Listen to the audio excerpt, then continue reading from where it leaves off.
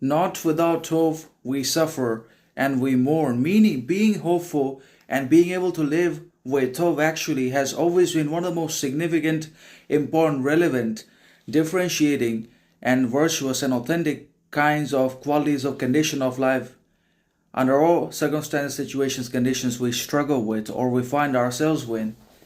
Being able to live with hope, being hopeful is important because to live without hope is to cease to live. But then again, hope has also got its own problems, difficulties, challenges, troubles that often are unnoticed and unrecognized that have to be recognized and overcome with cunning, carefulness, wisdom, intelligence, character, because hope prolongs our torments. Hope does not necessarily lead to the overcoming of challenges, the succession of goals, the achievement of ambitions, aims, intentions, purposes in our lives that we have set for ourselves for success, money, relevancy, status, respect, reputation, honor, and so on and so forth.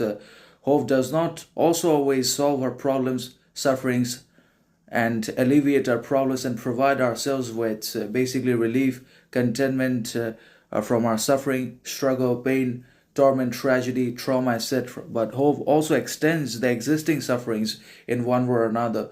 But then again, to live without hope is cease to live. So hope is important. We have to be able to live with hope in one way or another. There's just no way around it. Hope is also connected with dopamine. Without dopamine, there cannot be hope. Hope exists within the human body. We're able to be hopeful. We're able to feel the surge of hope, authenticity, happiness, prosperity into our lives because of the dopamine. And dopamine is not always about pleasure, desire, satisfaction, and the continuation of the cycle. Dopamine is a creative, generative, imaginative force in both man and woman that leads to genius, talent, and the creation of all the great, magnificent, differentiated work and artistry and philosophy in the world that happens because of dopamine. So dopamine, when developed and used in a sustained, authentic, productive manner, can also lead to the creation of genius, talent, great work, authenticity from both man and woman around the whole world.